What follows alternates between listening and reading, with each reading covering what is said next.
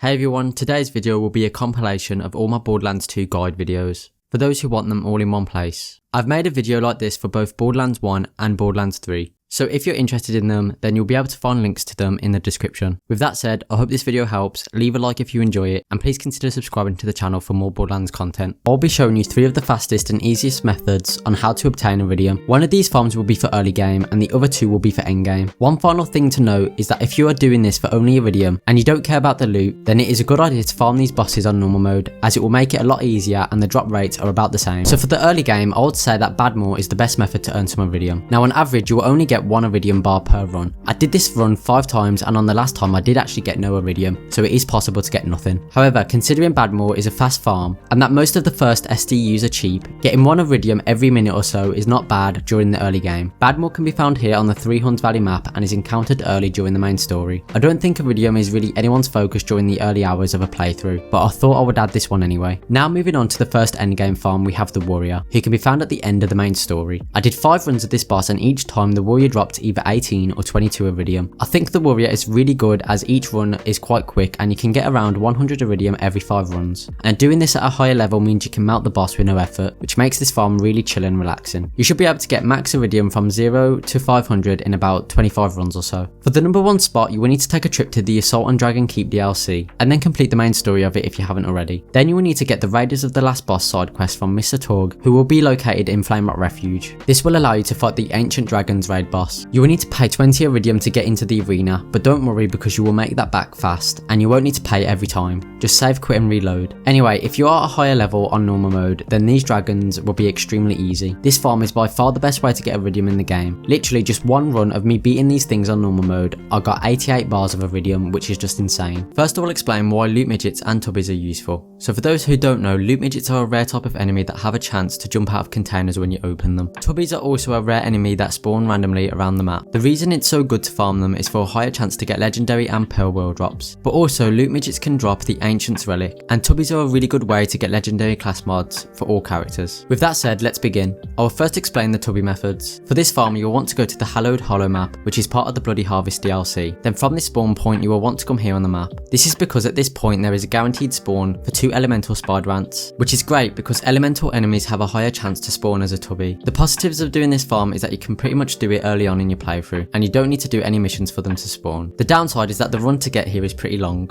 For this next tubby farm you will want to complete the main story of the Fight for Sanctuary DLC. You will then want to get the side quest called Claptocurrency, which is given by Claptrap, who is found here in the Dark Abandoned map. Then simply follow the quest up until it says deliver Becco wafers, but make sure that from here you do not continue the quest. Now if you enter the Dark Abandoned map from the Mount Scarab Research Center and then come here on the map, you will get a guaranteed spawn of 3 elemental spider ants, so long as the Claptocurrency quest is active. I would say this is definitely a better method than the previous one, as the run is much shorter and you are technically more likely to get a tubby to spawn, as there are 3 elemental spider ants rather than 2. The only downside to this is that you have to complete the DLC's main quest first.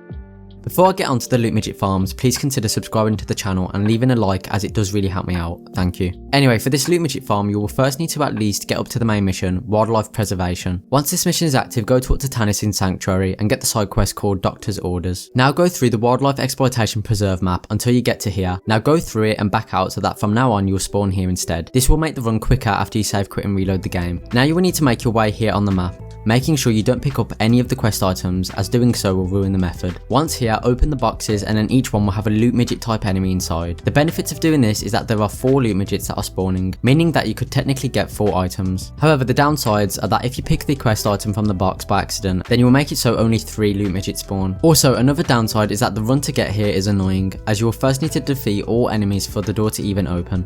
For this next farm you will need to play through the Fight for Sanctuary DLC and then get the side quest Space Cowboy from Moxie, who will be located in the Backburner map. Then simply do as the quest says until it says find Chest World, Racks and Racks and Siren's Call. Now from this point you do not want to pick up any quest items, as it will mess up the farm. After this, fast travel to the Dark Abandoned map, turn left and make your way over to this bandit camp. Then you will just need to open the toilet and a guaranteed loot midget will spawn. After you kill it you can simply save, quit and reload and do it as many times as you wish. Just remember to not pick up the quest items. This one is much better than the previous one, as the run over here is much shorter. I'll be showcasing 2 easy ways to farm for Seraph crystals. These methods are for those people who don't have much experience with the raid bosses, or people who have tried but they struggle. Regardless, if you want to get Seraph crystals fast, then this is the video for you. Firstly, I should mention that for these methods, you need to be on Ultimate Vault Hunter mode, otherwise the Seraph crystals won't drop from the raid bosses. The only way to get Seraph crystals on normal mode or true Vault Hunter mode is by getting lucky on the slot machines in Flamerock Refuge. So with that said, let's begin with the first method. So this first boss will require you to beat the main story of the Captain Scarlet DLC, and then you will need to visit Shade in Oasis to get the quest to take on Master G. Once you have that, take a trip to Sanctuary on normal mode, because now you will need to farm the vending machines for any longbow singularity grenade. It can be any element as long as it's longbow. The reason you want to get one on normal mode is so the grenade doesn't hurt you much when you throw it. After you have got a longbow singularity grenade, travel to Master G's arena located in Haters Folly. Once there, you will need to stand outside of the arena and proceed to throw the longbow singularity grenade near him, so it pulls him towards the gate. If you need a better reference of where to throw the grenades, just pause the video and watch where I throw them. Eventually, you will need to throw one on top of the roof of the cave in order to pull him up. Once he is near the gate, you can run in and throw one more. This will activate the boss and the gate will start to close. If you block the boss from moving, he'll get crushed by the gate and all the loot and Seraph crystals are yours. The pros of doing this method is that pretty much anybody can do it, and the only gear you need is the longbow singularity grenade, as well as enough grenades to throw. The cons is that sometimes he will teleport away if you don't block him properly. If this happens, then you'll need to save, quit and try again.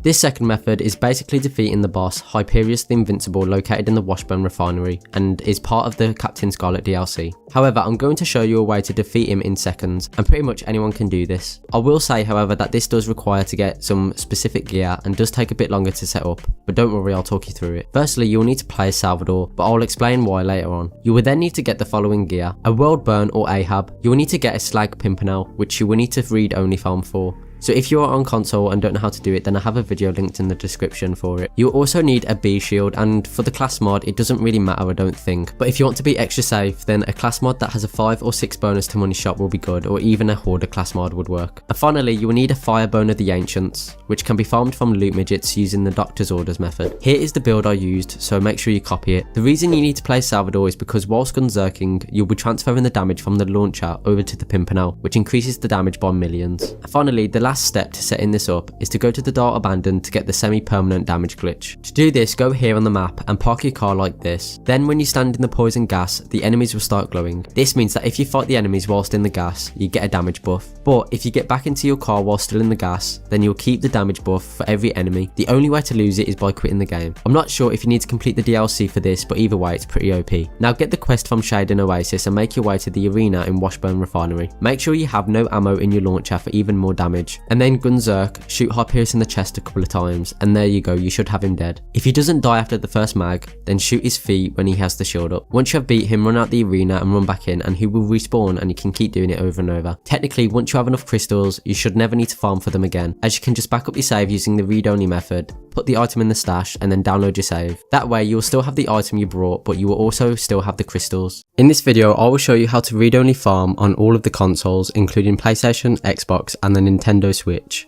I will also show you how to get quest rewards multiple times, which is good for those who want to get a gun in every element. But unfortunately, I'm pretty sure that you can only get multiple quest rewards on PlayStation. But anyway, let's get started. I'll first explain the PlayStation method, because it's a lot faster and easier in my opinion. The first thing you need to do is get up to the point in a mission where you need to turn it in. For this example, I'll be using the mission Uncle Teddy, because I want to get the Lady Fist in the Slag element. Now before you turn in the mission, save quit to the main menu. Once there, go down to cross save and upload your character, and then load back into the game. You can now turn in the quest to get the item. Now let's say you want to keep the item, but you still want to farm for other elements. What you would need to do is simply fast travel to Sanctuary and put the weapon in the secret stash. For some reason, the items will stay in this stash even if you revert to an older save. After putting the weapon in the stash, you would then want to save quit to the main menu. If you turned in the mission and got an item you didn't want, then you just do the same. You just save quit. Now you will need to go back down to the cross save option, but this time press download and then select overwrite. Now before you load back in, press upload character again. This is really important because if you don't do this and turn in the quest,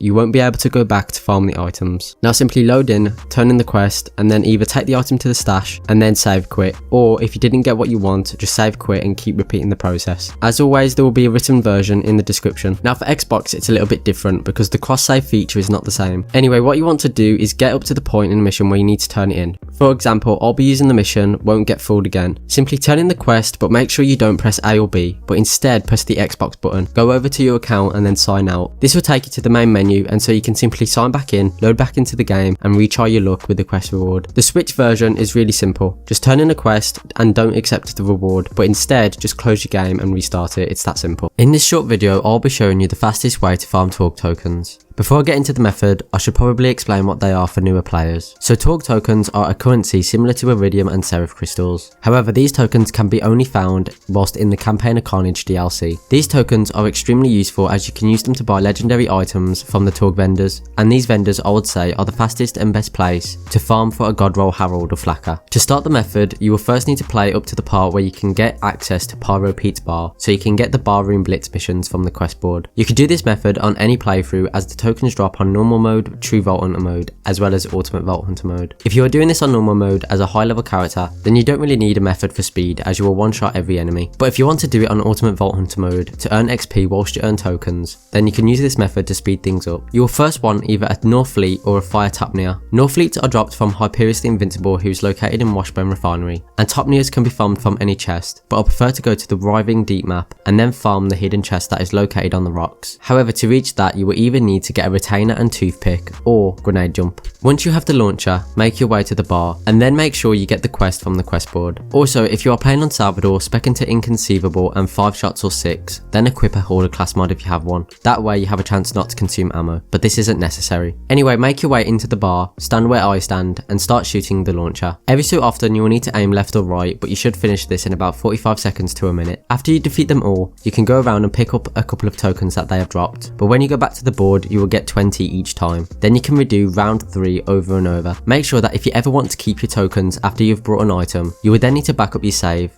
buy the item you want from the vending machine, then put it in the character stash. After that, re-download your save. That way you will keep the item you brought with the tokens, but you will also keep the tokens that you had before. Hey everyone, in today's video I'll be showing you a really quick and easy guide on how to get unlimited badass tokens. Personally, I don't really play with badass rank enabled, so this won't really benefit me, but I thought I'd make a guide on it for those who want to do it. Also, I'm pretty sure you can only do this method on the PlayStation consoles, as there is currently no method for Xbox. Please correct me in the comments if I'm wrong. All you will need is 2 controllers. You won't need to have 2 accounts as you can just use the guest account. Also, you will need to already have some badass tokens already spent. Anyway, to start it, you will need to go to the main menu and make sure the second controller is turned on, but isn't connected to the game. So as you can see, it just says press X to join because the second controller is turned on. You will then need to press circle on the main controller to return to the main title screen. Once you have done that, press X on the second controller to sign into either a second account or the guest account. When it is signed the second account in, simply press circle on the second controller to return to the main title screen again. This time, sign back into your main account and you'll get this pop-up saying you have X amount of badass tokens to redeem. You can do this as much as you want, but you will need to spend all of your tokens before you can do it again. If you have any questions, feel free to ask, and as always, there will be a written guide in the description. The first method I'm going to show is a very well known and popular method.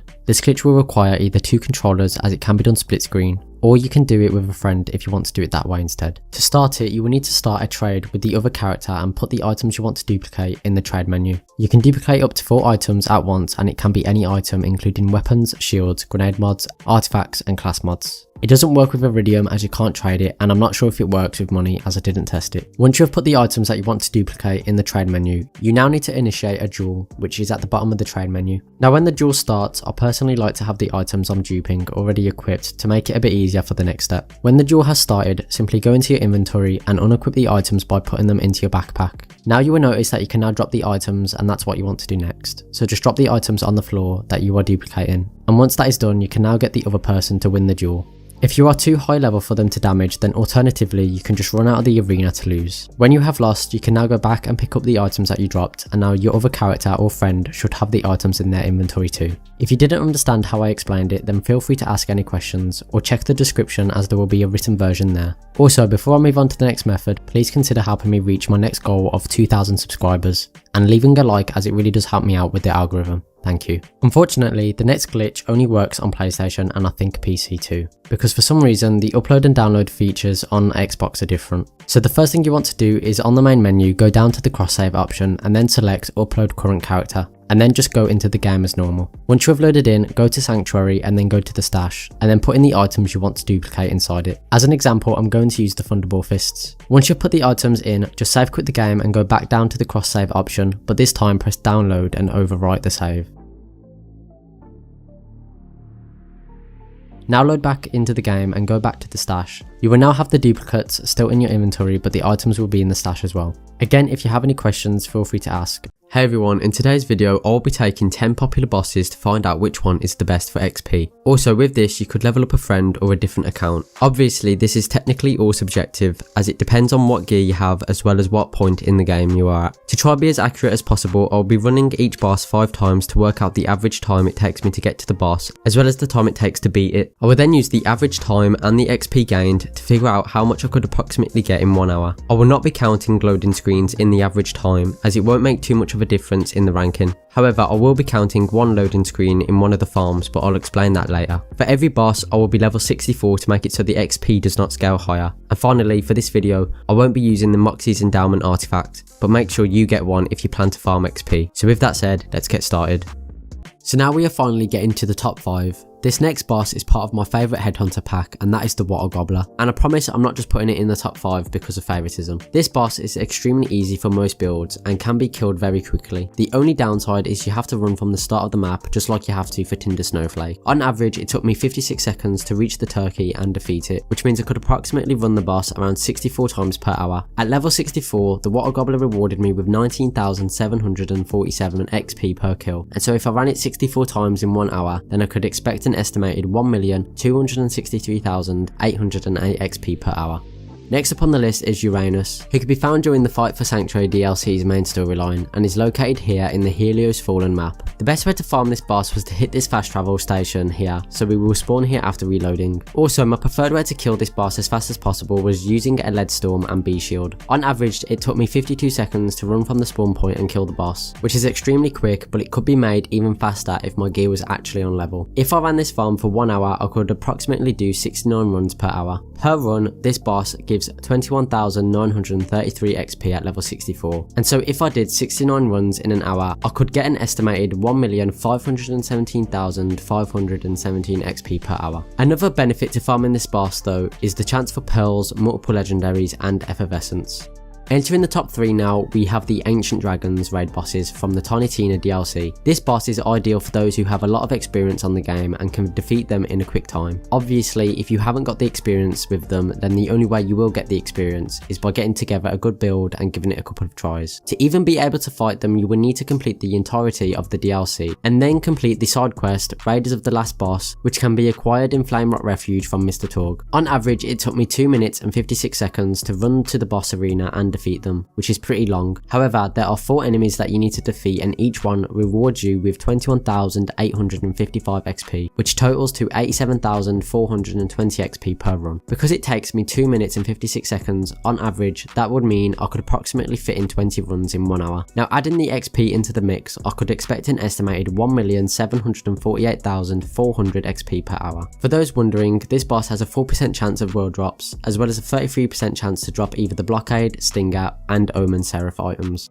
So number 2 is probably the farm most people would expect to be at number 1, and that is Mixafford. To get this boss available, you first need to complete the Clan War quest line and then side with the Hodunks at the end of it. Now this is the only boss that I am going to include the loading screen, because if you enter from the dust to the Lynchwood map, then you will always be at the boss already. So a run on average with the loading screen included is only 8 seconds, and so with that in mind, I could approximately fit in around 450 runs per hour. Per run at level 64, I was awarded with 5,234 XP. And so in an hour I could get an estimated 2,355,300 XP per hour, which is insane. Also, for those who don't know, Mixafford has the chance to drop the legendary Maggie revolver as well as the chance of world drops. Honestly, I would say that Mixafford is probably the best boss to farm XP for if you are on a really good PC that loads the game in 2 or 3 seconds, because then each run will be way quicker.